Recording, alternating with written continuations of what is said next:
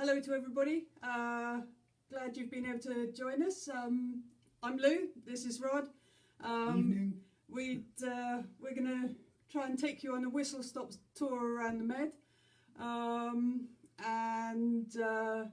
finish up with some questions. I'd just like to say thank you very much to Lucy Wilson at Imray for inviting us back again. It's great fun to do, and it's really good of Imray to put on these Imray live things so we can reach out to people and people can see that we're still here and doing stuff.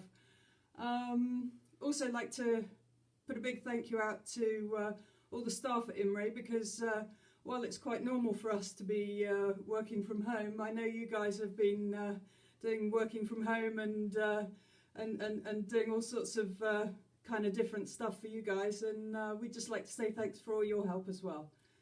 That's the wrong one. That's the old one.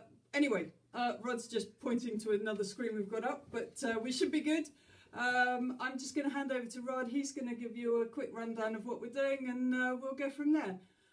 Thank you all for joining us. Hi everyone, and like Lou says, thank you for being here. We're going to attempt to squeeze an awful lot in, so if we don't get to the end, which is likely, that's just the way it is. But basically, there are a number of routes into the Med. The most common one, obviously, is the Atlantic, coming down across Biscay, Atlantic Spain and Portugal, and then into Gib. Alternatively, people coming across from the Caribbean or the east coast of the States will usually jump off from San Miguel down to Gibraltar. The less commonly used routes, one of the little ways you can take, and in fact the first way I ever did it in little roulette, was to come into Bordeaux and go down the Canal Lateral La Garonne and the Canal du Midi. And then you can go there and you come out, or down the central canals, coming in usually at Le Havre, and then down through Paris, down the Saône and the Rhône, and coming out at Saint Louis de Rhône. The even lesser known route is down the Danube, which I did in '87 in a Mirror Offshore 18. The offshore is a mistake in the name. But that's a route a few people use, but it's and you come out in Romania and the Black Sea. There's also the route that used to be reasonably common, coming up the Red Sea through Suez. A few more boats are doing that now, but not many. Once into the Med, what we'll run through is some of the routes that we use. It's more from what we've got used to, as opposed to directing you to use any one route. So we'll do that along the Spanish coast, Balears, up to France, and then Corsica, Sardinia, or mainland Italy, then cross the Ionian to Greece, and then through Greece to Turkey. This is a usual sort of route, and we sort of go odd way, different ways at odd times, but that depends. The Atlantic route, usually most people are going to be crossing Biscay in the summer. It can be bad. Any depressions coming across, you can get bad weather there, and sort of old law was, and unhandy sailing ships, that you stayed well off. You got a lot of westing in so that you didn't become embayed in the Bay of Biscay. These days, there are places that yachts can get into all the way down the French coast, and then around Corunna, which is a common place a lot of people go to, and then down Portugal, Atlantic Portugal and Spain, where some people just get stuck because it is lovely down there. There are lots of wonderful places to go to. And then from there you go around into Gibraltar. You can also, as when you're coming across from the Azores, from São Miguel, which is the most easterly of the Azores, the one that most people use. You can come across from there to Portugal, or alternatively go down into Gibraltar. And going down into Gibraltar from São Miguel is about 1,000 miles, more or less. Getting in and out of Gibraltar is another matter, and I'll let Lou relate the first time that she did it with me, where she couldn't understand what I was doing. Yeah, it was my first time coming into Gibraltar. I'd read a little bit about it, but not too much. I was kind of relying on Rod for his expertise to come in. But we'd had a fairly hard trip across from the Azores, and I think a couple of days before the wind had just eased a fraction. We could ease the sheets and come in, and we were just having a lovely sail in. The sun was shining. It was just fabulous. And I said, this is going to be marvelous. We're gonna sail, have a slow sail in, because we weren't going that fast. So Rod said, no, this is way too good. I'm going to make the most of this. We're putting the engine on. We're getting in while we can. I was thinking, how strange, this is sort of perfect conditions for a light wind sail, and it's quite unusual for Rod to turn down that option. So anyway, engine went on. We powered in. We had the current with us, which was I guess not unusual in many ways, but more unusual was very light westerly winds. So had a delightful trip in, tied up in Marina Bay, and there we were. It was amazing. I think it was a 10-day voyage from the Azores. So all was good. And I was still thinking, why did we do that? Up until the second time we were coming into Gibraltar, and we'd already diverted. I think we were heading towards Gibraltar from the Azores again, and we diverted up to Lisbon because the Levante was just heaving for days and days and days and days and days, and the forecast was showing it continuing. So we went to Lisbon. Then we waited there a few days, had a great time, and then headed down the coast. The weather was looking reasonable. Got around Cape Trafalgar, didn't we? And and thought, okay, this is interesting. So needless to say, well, we made one attempt, then turned around and hove to off Cape Trafalgar, I think, didn't we? Yeah. And on the second attempt, the following day, I think we were popping slides out of our mainsail like it was going out of fashion, and eventually got in. So at that point, I thought, okay, I get it now. You take it when you can, when you get nice weather coming into Gib, you take it. It doesn't happen that often. But anyway, we continued on from there. So I'm going to take us on a wee bit now. We're going to do a quick skip along the Spanish coast. Don't want to spend too much time on this because other Imray pilots cover this, and we'll skip on till we get along. But generally speaking, even coming out of the Med, you don't really want to be doing it into the teeth of a Levante. So if you can pick your weather when it goes westerly, so much the better. Otherwise, it's going to be real hard yakka.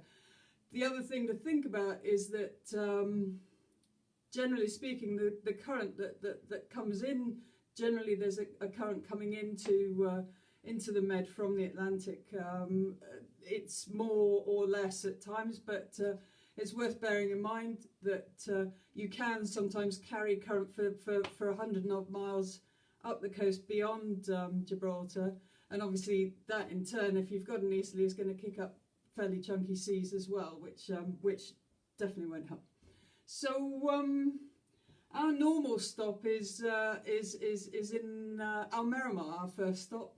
It's not the most sort of prepossessing spot on the Spanish coast, but it kind of works in that everything's there. It's almost a favourite, more of a favourite when we're coming out of the Med, because it's it's a nice little marina. It doesn't cost too much. It's also got a great supermarket. Yeah. It's got a chandlery. They do gas. It's all pretty well covered and just easy. So that's usually our first stop. Then we go to our favourite place, probably on the Spanish coast. One off. One off, which is up to Cartagena, which I know it's a favourite of many coming along this coast. Again, really easy in all weathers, unlike El Miramar, which can be a little bit tricky. But Cartagena, big port, 2 great marinas there now. No, not the cheapest, but the town itself is just fabulous. So We just lost connection. So yeah, no, not on here. We're fine. Ah, okay. So basically, we usually stop off there. It's also a good gateway to get some forecasts, so that you can make your next move in terms of decide whether you're going to take a longer trip up across to the Canaries, whether you're coming around the corner and need to keep an eye out for sort of forecasts for tramontanas and that sort of thing that are going to affect you a bit more when you get around the corner. In the meantime, it's a fabulous city. So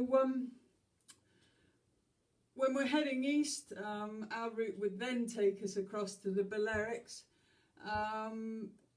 Normally, we'll probably stop usually in or around Andrex. Once you get around here, and certainly in the Balearics, there are a lot more anchorages and better anchorages than there are around the sort of south coast of Spain, giving you a bit more protection. Things to remember: there are more rules around now in terms of anchoring on seagrass. That's pretty much a no-no these days in the Balearics. The other thing is that they have a system of buoys that are available that can be booked as well, and you might want to look at that as an option as against heading into a marina if you need that. I think so.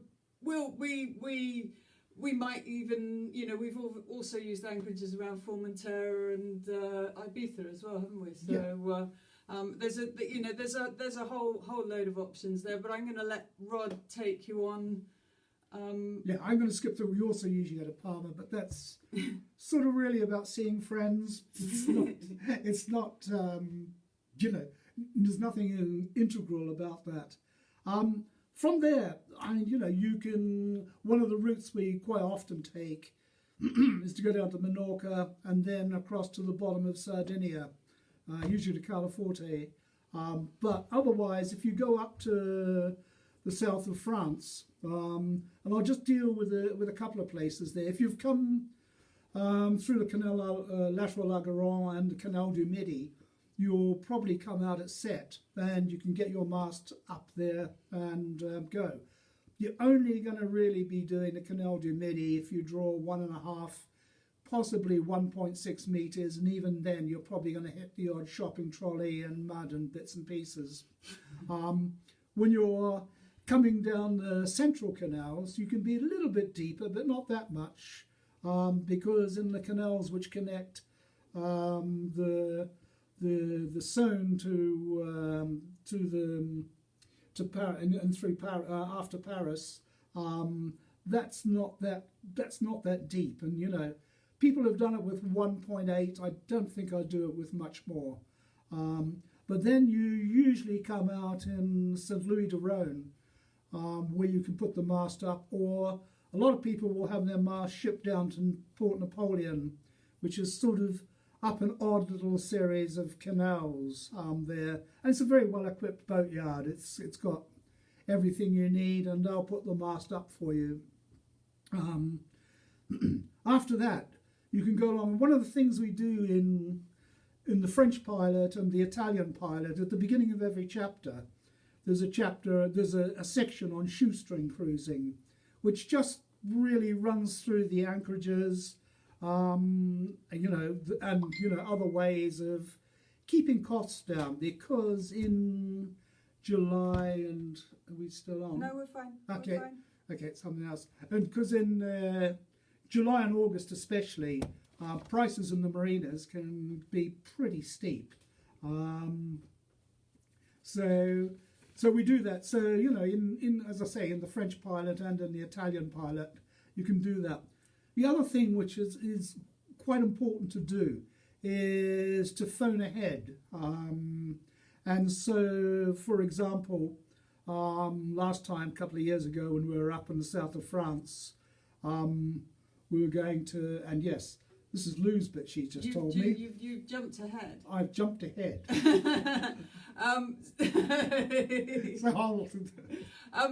Okay, so coming up from Spain, you've got the Languedoc-Roussillon coast. Obviously, you've got to keep an eye on the weather. The whole of the Gulf de Lion can be pretty mad if a tramontana or a mistral are blowing, and the other thing is that entry into a lot of the harbours coming up that coast can be fairly hairy in heavy weather. So you need to keep an eye out on that. There are some cracking harbours up there, though. I mean, you know, in terms of all-weather harbours, Sète, I think, is fabulous. Before that, Port Vendre is a favourite of mine. Some of the restaurants, you know, that around there, it's pretty unpretentious, but it's you know, it's like Sète. They're real fishing towns and a lot of fun to be had there. Although they're not super popular by most cruisers, but. Most of them head up around. You know, once you get up around Marseille, you're into the real sort of popular areas of France, and I guess part of that is because there are so many more options in terms of anchoring. You know, you've got more islands off the shore. It's and generally, I guess the weather gets a little bit more stable earlier in the season, and so there's kind of less to worry about. Sorry, I think I've just binned something by accident. So yeah, once you get around, so you're around Marseille, you've got the Ile de Friot, you can anchor around there. You've got the islands off there. Then you come around the corner to the Calanques, and you've got, you know, 4 or 5 Calanques along there with which are just stunning, a sort of chalk face and this sort of thing. You come around past you come around then La Ciotat, and then other anchorage options. You come around towards Bandol and Ile des Mbiers and around there, basically right the way around to the rest of the coast. There are good anchoring options to be had to keep you out of marinas as long as the weather's pretty good. But if you do go to marinas, if you do, I mean, there are, yeah, I mean, you know, should there be a blow and there's not somewhere that's going to be safe to anchor, you're going to be looking ahead on the weather and finding a safe berth. The thing that we've always found with French marinas is certainly in the summer, you must book ahead because they're busy, and you know, even sometimes booking ahead, particularly at a weekend, if you don't, you're going to be in trouble. The other thing to think about is in terms of pricing, it's interesting. I mean, there remains still a number of I guess municipal marinas, as in run by the local municipality, and they often coincide with just the most amazing city centre marinas. So if you think Cannes, Antibes, surprisingly, Nice, even, they're all part of the Riviera Ports group. They're all you know, in terms of the Mediterranean, very inexpensive, and yet you're in the centre of these amazing towns. Last time we were in France, we were coming up the coast, and I said to Rod, "Come on, let's go into Saint-Tropez. It's only April. It can't be that bad." And so he said, "Well, you know, follow our own advice. Let's give them a ring. So I rang I don't them. like Saint-Tropez that much. Anyway. So, Gave them a ring, and they said, well, yes, of course we have room for you. I said, can I ask how much? And she said, yes, 110 euros. And so I coughed slightly and said, well, maybe we'll think about it. And we gave Cannes a call, which obviously isn't that much further up the coast. And they said, yes, you may come, that's fine. And I said, may I ask how much it is? And they said, yes, it'll be 45 euros. So we thought, well, I think we'll go to Cannes, and so that is basically the way it works. We also tried San Rafael, Vieux-Port, which is another that's in the same price bracket. They, on the other hand, were booked up for on leaving Cannes. We thought, oh, we're going to pop in there, and they said no chance. So they're there, they're available, but you have to book in advance to, if and it's certainly in the high season to get anywhere sensible. The other thing I want to bring up is if you are thinking of basing your boat around this area, or if you're thinking of chartering out of there are a number of bases around the south of France. Toulon is quite a big base. You might want to look at a new project that I've been involved with in collaboration with Imray and with Yachting Monthly. And Imray have now brought out these new pocket pilots, which are just based on specific areas, giving you all the information you need about how to get there, where the shopping is, suggested itineraries that you might want to have a look at. They are available to download on the Imray website if you'd like to take a look. I'm going to pass you on to Rod now to... oh no, am I going to go across to... Okay, I'm going to keep going. So, you've got two options when you're coming along the coast. Needless to say, Monaco isn't one of the harbours that we go into because it's slightly more expensive. But you can head around up into the Gulf of Genoa and follow around the Ligurian coast. More usually, we're tending to head sort of. We do a sort of anti-clockwise normally around there, I guess, and so we do a trip across to Corsica. The nearest place is to head into Calvi. We've also done trips across into right around the top of Cap Corse and into Masnagio. You need to be a bit more careful of the weather there because you certainly don't want to be caught around the top of Cap Corse with a blow. It's pretty ugly. Last time we were there, it was pretty calm, as I recall. It was. But no, so it's about 110 miles down to about 100 miles down to Calvi, and whether you set off from Saint-Tropez, from further up the coast around Antibes, it's all pretty doable and gives you a reasonably good slant with the prevailing winds.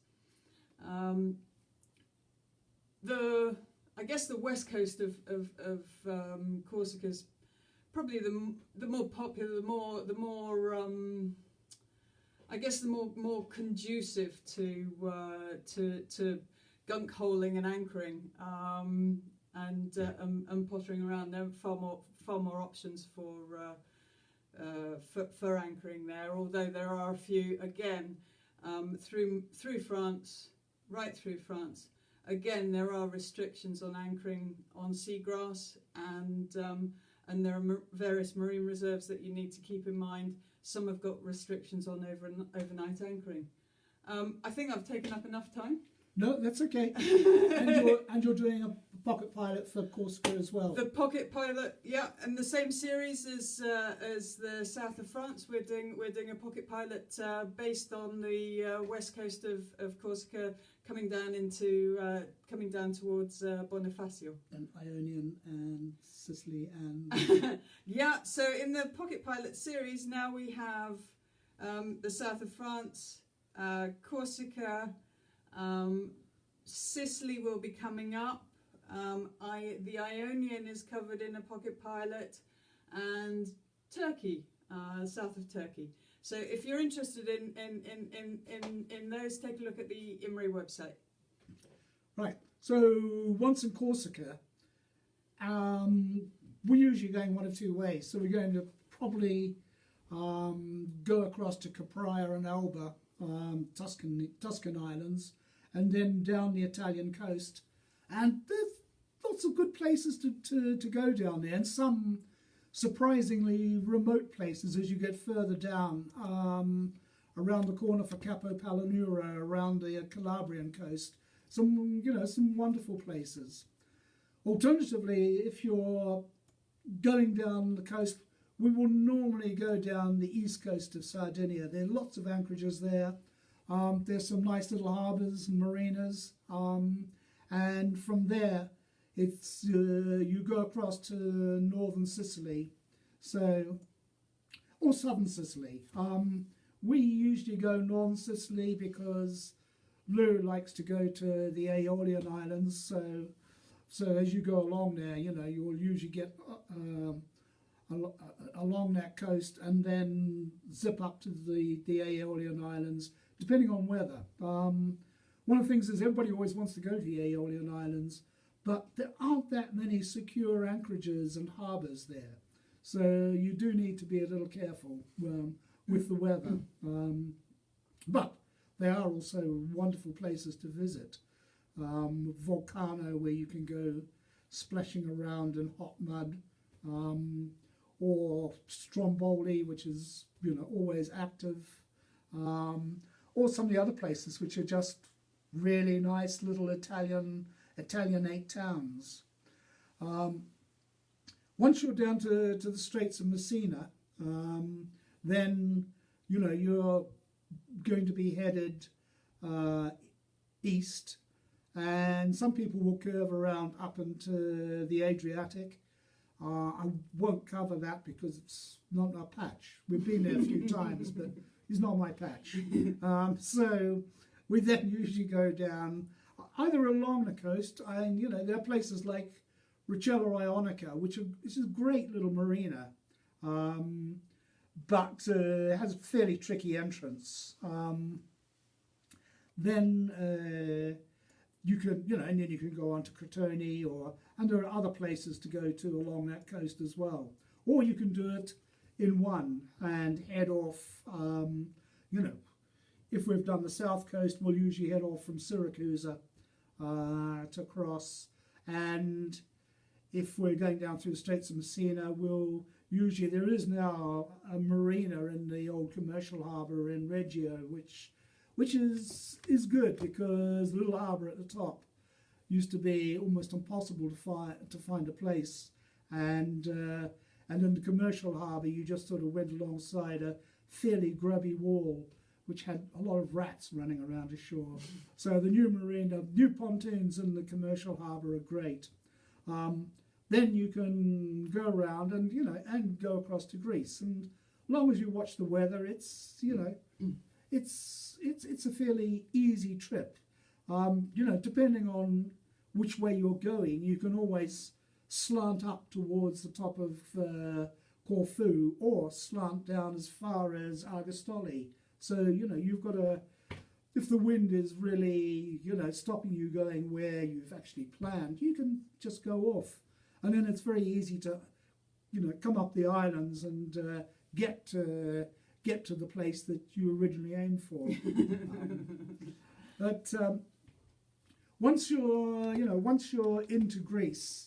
Hold on, before we get into Greece, I just thought I'd just like to say hi. Thanks for all your greetings. I think Les Collier was asking about the rears of northern Spain. We're gonna stay out of that one, Les. Thanks. You'll have to consult the Spanish. I know. He said, "Would you scoot straight past?" From what I've heard, and we haven't been to many places there. No, definitely spend some time there. I wouldn't scoot straight past at all. From what we've read, thanks, Genevieve. Yeah, the Arc can be a good way of getting you going down the Atlantic coast and towards the Med. Okay, question from Phil Newson.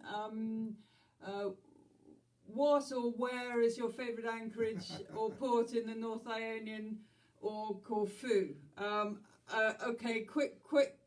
Go on, these will Rod. probably vary between us. You do yours first. Mine is probably either a phony, which I know some people don't like, but I quite like it, or Iracusa, but most likely a phony, where you can get very good lobster for a good price, which is unusual in the Mediterranean. Most lobster costs you quite a lot, but the restaurants there are, I mean, half of them are Italianate, sort of Italian style restaurants, and I just like it as a funny little island stuck out there between Italy and Corfu. So although it's not strictly in Corfu, otherwise, you do yours. Was it Northern Ionian? Okay, I'm gonna have to go with. Is it gonna be Lacquer? Too crowded. No. Beginning and end of the season, it's so nice. The water is beautiful. It's got pretty decent shelter, and the swimming's fantastic. Okay. Okay, Genevieve's saying, does Italy still impose the tax for boats over 40 metres? No, Genevieve, no, long gone. It never really got off the ground happily, and so no, hasn't been heard of for some years now. Les Collier, how much anchor chain would you recommend to be carried in the Med? We carry 80 metres, and I think that's good, and sometimes we really would have liked to have another 20, but 80 metres I think works fine. I guess it depends on the size of the boat. Well, yes, I guess it does. I mean, but we're 46 foot. But I mean, even on 7/10 we carried 70 or 80 metres. Early days we had 30 metres and rope. Yes, 50 I know, metres of rope. When we got some money, then we put more chain on. Yeah. But one of the things is that the holding is quite bad in places, so you do need a reasonable amount of scope. And also when you get bad weather coming through and you're in an anchorage, you really want to have a good amount of scope out. I mean, even normally anchoring, we'll put 4 or 5 to 1 out, which I know is not the RYA 3 to 1, but we'll put 4 to 5 to 1 out. And if it's bad weather, we'll quite often put 7 or 8 to 1 out to the depth. So a couple of other hellos. Hello to Jerry. Hello to Tina. Quick, I think Lucy at Imray has clarified Phil's question about the pocket pilots. Bit of a glitch on the Imray website in that it shows them to be out of stock, but in fact, because they are just apps that can be downloaded, they're not out of stock. It's just kind of a glitch on the website. If you follow all the links, they should work. It shouldn't be a problem. Spencer, hi. Good to hear from you. And you must be up. Oh, no, you're all right. 6 hours, 7 hours in the States.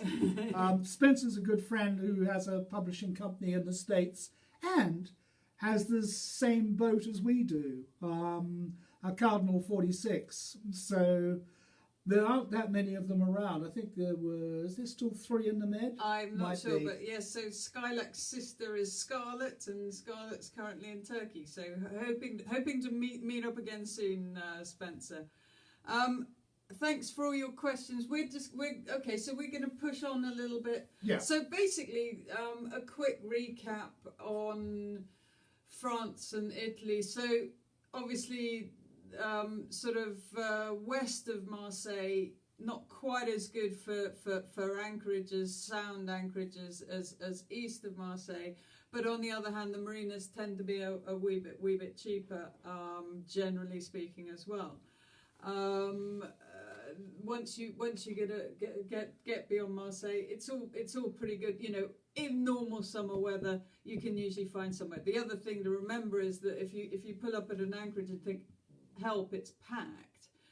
The thing to remember is that most of the local boats will in fact go back to their marinas at night, leaving you in often splendid isolation overnight. Obviously, you know, details in the pilot books, we try and pick out obviously anchorages that we don't list every single anchorage, but we do try to list the anchorages that are going to give you a decent night's sleep, more or less in normal weather. Obviously more of the details are in there. The same largely goes for Italy, you know, heading up the sort of Ligurian coast, options for anchoring. They're there, but that's kind of reason, you know, in fair weather you can anchor off in plenty of places, but there aren't that many sound anchorages, you know, for anything but very fair weather. Across to, you know, coming down the coast, obviously you've got the Tuscan Islands, more anchorages there, and dotted down the coast. I mean, one of the things in France and Italy is that, you know, you're not going to be visiting every marina. There are just too many of them. So, you know, I mean, we visit, you know, lots, but quite often we'll just cruise and take depths, look to see if anything's different.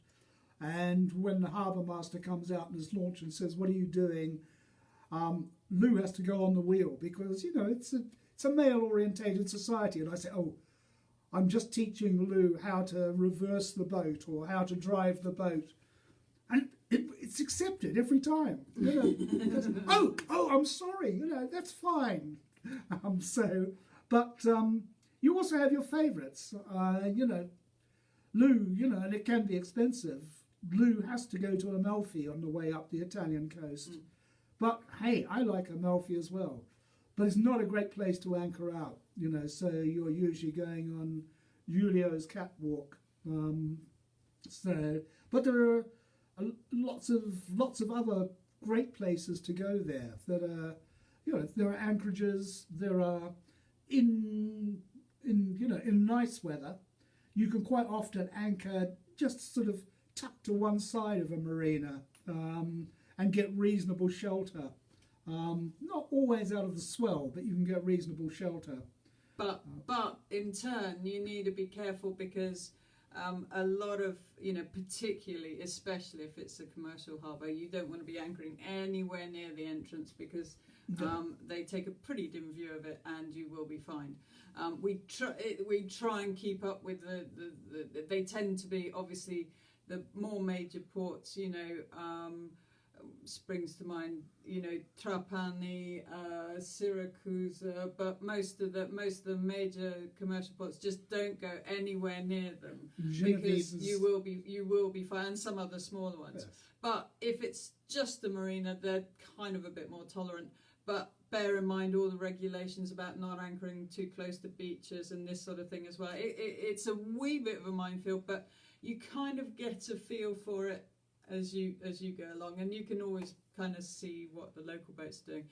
Generally speaking, Italy more strict than France, I would say. Yeah, Genevieve's saying you've forgotten Malta.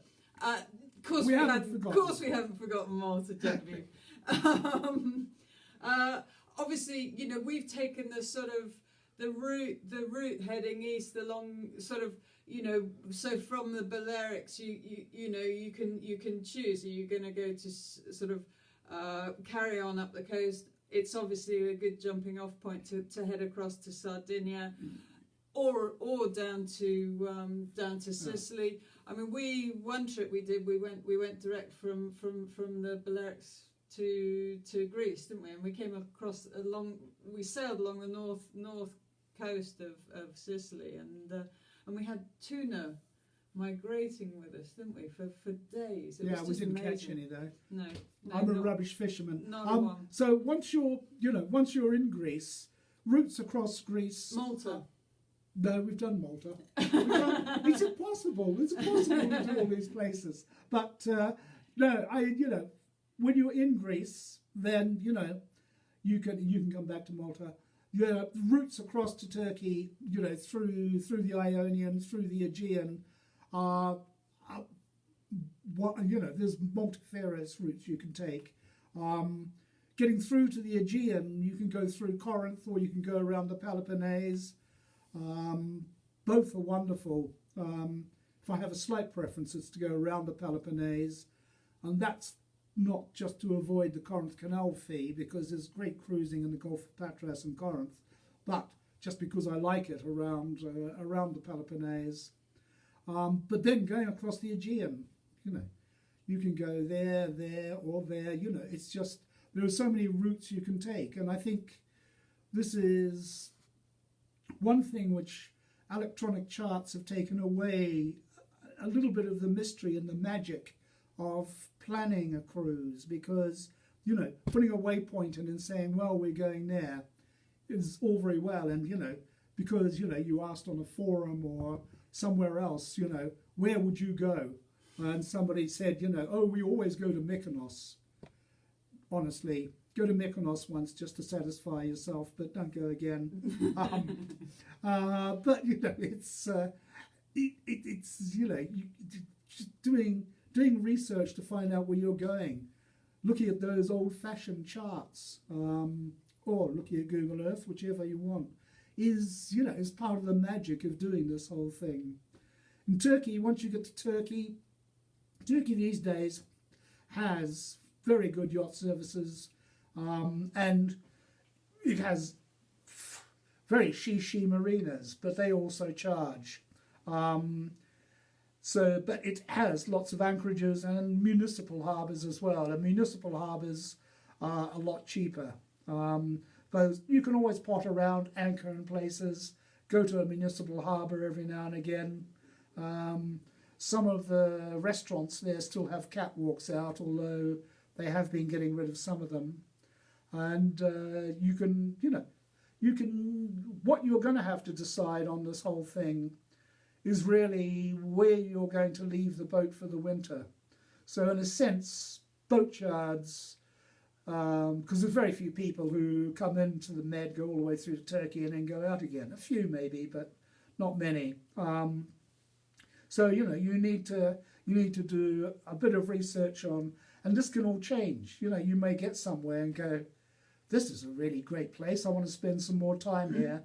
So you'll want to haul the boat out close by. And in most parts of the Med, there are yards where you can haul the boat out for the winter, or alternatively, leave it in a marina for the winter. We tend to prefer to haul the boat out, A, because it's on something solid, B, because we're going to have to haul it to anti-foul and things anyway, and yes, C, because it's on something solid, and that just feels good. Yeah. So, quick one. Mrs. Moss has impeccable taste, Adrian. Thank you. And hello to Vageli. Yasu Vageli. Great to hear you. We'd love to be seeing you soon. Genevieve, I'm not going to quote you. So just to wrap up, this is a really quick rundown. If you've got any questions about anything more in particular, beam them up and we'll see what we can do. Hopefully, we will gradually return to some kind of new normal regarding travel. Obviously, places in Europe are gradually reopening to most people. I guess much depends on the next few weeks and what happens in terms of how the season goes. We wish you all very good luck on getting out to your boats. We hope to get out to Skylax at some stage, but we haven't got plans. And besides, yes. We've still got some work to do here. So we'll hopefully be getting out a little bit later. But no, I hope Sorry. So I was going to say, I hope you all take care, and I think we do need to be aware that there is going to be a new normal. The old normal that we used to have is not there anymore already. I'm just reading today, Greece is having a second spike from mostly from people going to Greece on holiday. Other places like Spain, there's a guy on here, where'd he come from? Leicester, he was on there somewhere. About what? Oh, well, poor Leicester's in lockdown. So I didn't see that. Yeah, but no, don't see that. Anyway, a quick question from Judith. Recommendations for hauling out around southern Sicily where you can do your own anti-foul. There's a yard in Licata. I'm pretty sure who allows. I think I'm right in saying who allows you to do some work. If they don't, they're pretty reasonably priced, as I understand. We haven't hauled there yet. No, but Porto Paolo is another possibility. It's a bit of a rough yard, but yachts do haul there. And the other thing is to go to Genevieve's Malta and haul in Manuel Island there. Yeah, not quite sure what the situation. Yeah, the yacht yard there. Yeah. Do they allow you to do your own work? Yeah, they do. They've always been good. Cool. They've always been good. Okay, so that's that one cleared up. I was just kind of thinking, it's been, I guess the beauty of social media is that there are some pretty good contacts in terms of people with blogs who are live on the ground, and it's, I guess, slightly revolutionised the way that people can keep up with stuff like entry requirements into different places and different restrictions, and with this kind of coronavirus thing going on, that has made it a lot easier to keep up, far easier than keeping a book up to date. That has been good. I mean, fingers crossed that various countries can kind of keep it under control, and we can all go sailing. I'm not sure whether we've got any more. Have you got anything else to say? I'll have a look. See if we've got. No, I think we're okay. Hi Fiona, nice to see you. Jacques says, would you visit Tunisia? Yeah, why not? Yeah. No, last time we did this, we had someone who was in Tunisia getting an interrupted Facebook messenger thing because the Wi-Fi wasn't so good.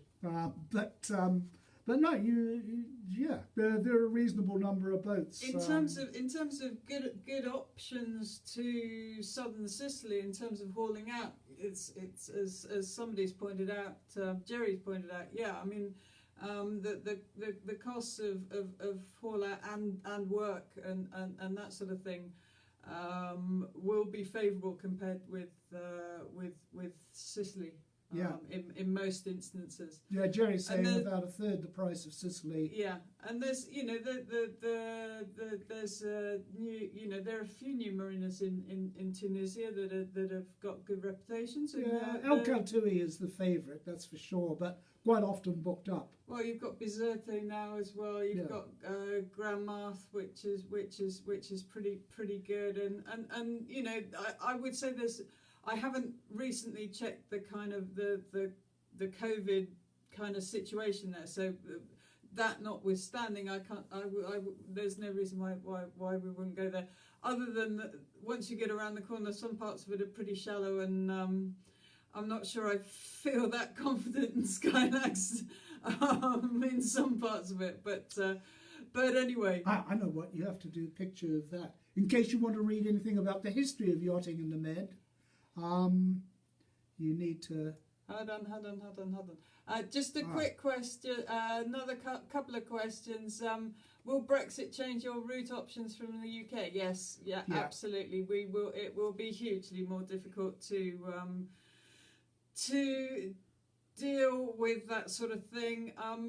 Not so much VAT issues. It's all about visas and having 90 days in and 90 days out. And I guess. Without the shadow of a doubt, it's gonna change things. Yeah, for sure. we forget how lucky we've been, I think. But as Spencer points out, we're all lucky to be able to sail in the Med at all. So and it's I guess having not been allowed to for a while, it's and as Spencer says, you know, for a lot of well, for American people still not allowed, it's good to remember how wonderful it is when we get there. Les Collier, have you ventured as far as Cyprus? Yes, a few times. We cover Cyprus in well, it's called Turkish Waters and Cyprus Pilot. And Cyprus yes, Pilot. Yes. In Greek Cyprus, you're getting into Larnaca. It's possible, but really, really difficult. Limassol is the new marina. It's quite shishi, and there's a new one under construction also at Ionapia. Ionapia is open. There's another marina under construction that's got, well, Larnaca has finally got the go-ahead for their new marina. There's another marina that I think has got the go-ahead but hasn't started in near Paphos, around the corner from Paphos. So Cyprus is changing. They are actually, but of course, kind of, But of course, there's always Northern Cyprus, and you've got new flashing marina, Karpaz Gate. Karpaz Gate, which have been doing some very good deals for leaving your boat there for the winter. It's a bit out of town. Alternatively, you can leave it in Delta Marina, which is in the commercial harbour for what used to be Kyrenia, is now Gurney. And that's there at least. You're more in a place. I mean, Karpaz Gate's got restaurants and supermarket and stuff like that, and is very nice. But it is a bit further out, and having a car is probably pretty useful. Yeah. Christoph saying we're going to Greece. Do you mean the Saronic Gulf? Hopefully. The Saronic Gulf is not shut down at all. It's all open. Everything's there. You can ask Vageli Vikos, who put a comment up earlier, if you've got any questions for around.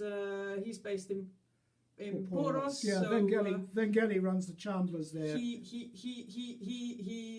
He'll have a good handle on what's happening around Poros, which is usually a pretty good indicator of what's going on in the rest of the Gulf around there. But as far as we know, it's all systems go. I think a lot of the charter companies are kind of having their first sort of full week starting this weekend. So, or was it last weekend? It was, it's just kind of starting to. But all the businesses there, everything's kind of ready to go.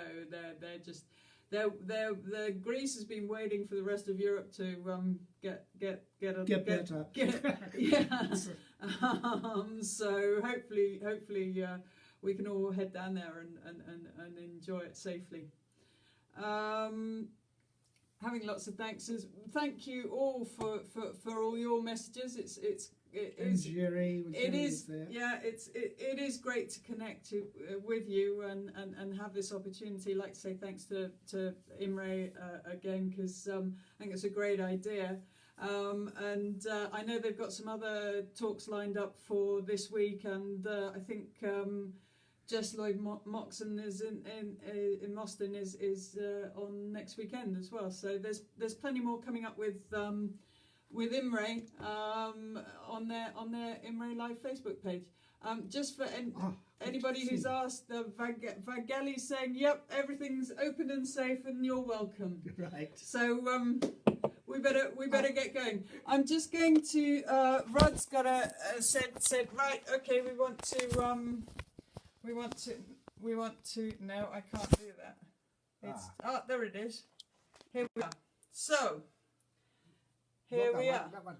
So these are two books that you really, really, really should have on your bookcase. So we've got the Greek Waters Pilot there, which is going to help you. We've also got Rod's new book called The Gift of the Sea, and Rod's gonna give you a quick talk on it. Anybody who's still here? No, well, it's a short history of yachting. So starting with the Egyptians, going through Greece, the Romans. There's a lot more there than you might think. Say, for example, in the Romans, you have Caligula and his effectively super yachts, and Catullus, the poet, who had his own little boat, which of course was the fastest in the world and everything. But then, you know, goes up through Middle Ages, goes up to Shelley and Byron, obviously, who had yachts built in Genoa. Then there's the French writers and artists who came down. So, you know, you had Maupassant, you had Signac, the pointillist painter, all of whom were keen yachtsmen. Then the Victorians, who went down mostly in pretty big boats, which are the super yachts of the day, I guess. Always seemed to have a piano on board for some reason. But then you had the Americans who came over, including a few wonderfully mad ones. Then the ages up to, you know, go up to World War II. Then post World War II, you had a little explosion of people going down. You had Miller. You had Penny Minnie in a 17-foot lifeboat from Malta as a young girl. You had Ernley Bradford and Mother Goose. You had there's a whole raft of them, interesting, eccentric people who came back from the war, and the war had done something to them, really, so that they were prepared, you know, to go back. I mean, Miller, for example, came back massively decorated man, SOE, and served in SOE in France, amongst the underground there, amongst the, what do you call it? Yeah, fighting anyway. I don't know. My mind's on a glass of wine. It is. So anyway, then it goes up through flotillas and charter boats and you know how the Med has changed, and some on super yachts and bits and pieces, and it just sort of fills in a history of the Med, which I think has been neglected. So it's there. Anyway. Okay, so thank you all for your kind comments. It's been great to connect with you. If you've got any, if you'd like us to do another one, send a message and we'll take your suggestions and see what happens. We'll have a chat with Lucy and see what ticks. Not sure how long the Imray Live Facebook thing's going on, but I suspect we might keep doing it if we can, because I think it's a good way of doing it. Again, thanks to you all. Yeah, and thank you. Yamas. Cheers and stay safe. Cheers. Bye bye.